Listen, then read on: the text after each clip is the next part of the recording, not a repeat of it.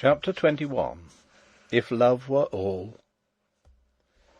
It was night, and I was in the cell wherein the King had lain in the castle of Zenda. The great pipe that Rupert of Hentzau had nicknamed Jacob's Ladder was gone, and the lights in the room across the moat twinkled in the darkness. All was still. The din and clash of strife were gone. I had spent the day hidden in the forest, from the time when Fritz had led me off, leaving Sapt with the Princess. Under cover of dusk, muffled up, I had been brought to the castle, and lodged where I now lay. Though 3 men had died there, 2 of them by my hand, I was not troubled by ghosts. I had thrown myself on a pallet by the window, and was looking out on the black water.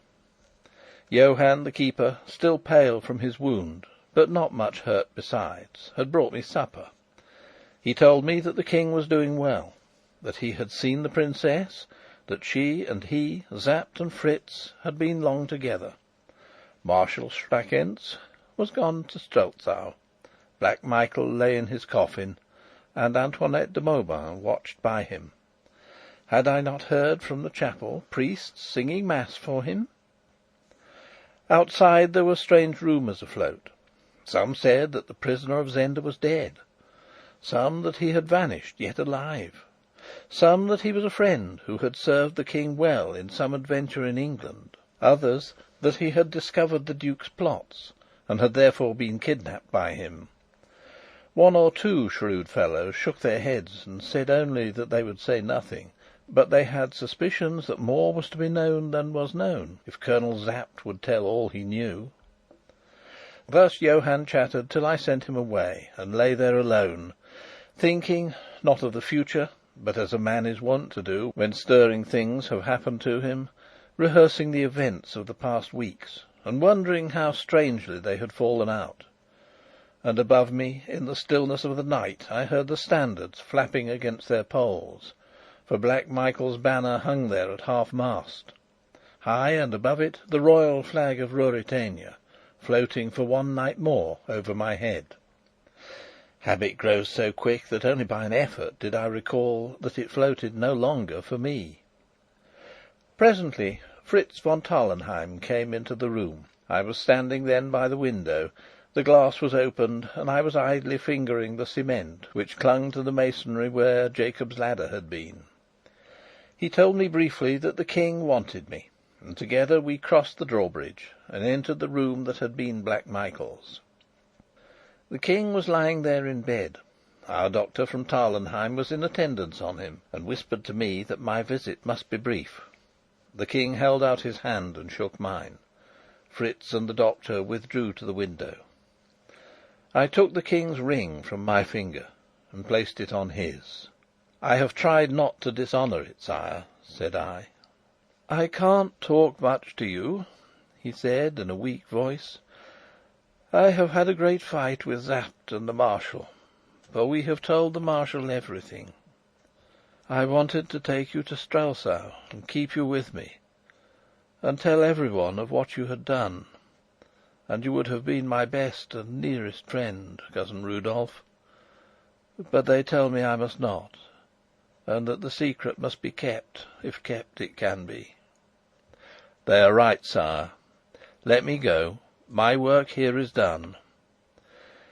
"Yes, it is done, as no man but you could have done it. When they see me again, I shall have my beard on. Yes, faith, I shall be wasted with sickness. They will not wonder that the King looks changed in face. Cousin, I shall try to let them find him changed in nothing else. You have shown me how to play the King." "Sire," said I can take no praise from you. It is by the narrowest grace of God that I was not a worse traitor than your brother."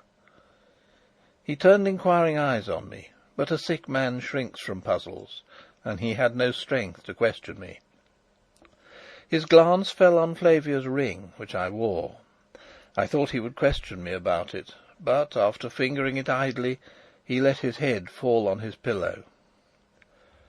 "I don't know when I shall see you again," he said faintly, almost listlessly. "If I can ever serve you again, sire," I answered. His eyelids closed. Fritz came with the doctor. I kissed the King's hand and let Fritz lead me away. I have never seen the King since. Outside, Fritz turned, not to the right, back towards the drawbridge, but to the left, and without speaking led me upstairs through a handsome corridor in the chateau. "Where are we going?" I asked. Looking away from me, Fritz answered: "She has sent for you. When it is over, come back to the bridge. I'll wait for you there." "What does she want?" said I, breathing quickly. He shook his head. "Does she know everything?" "Yes, everything." He opened a door, and, gently pushing me in, closed it behind me. I found myself in a drawing room, small and richly furnished. At first I thought that I was alone, for the light that came from a pair of shaded candles on the mantelpiece was very dim. But presently I discerned a woman's figure standing by the window. I knew it was the princess, and I walked up to her, fell on one knee, and carried the hand that hung by her side to my lips. She neither moved nor spoke. I rose to my feet, and, piercing the gloom with my eager eyes, saw her pale face and the gleam of her hair, and before I knew, I spoke softly: "Flavia!" She trembled a little and looked round. Then she darted to me, taking hold of me. "Don't stand! Don't stand! No, you mustn't! You're hurt. Sit down. Here, here!" She made me sit on a sofa, and put her hand on my forehead. "How hot your head is!" she said, sinking on her knees by me. Then she laid her head against me, and I heard her murmur: "My darling, how hot your head is!"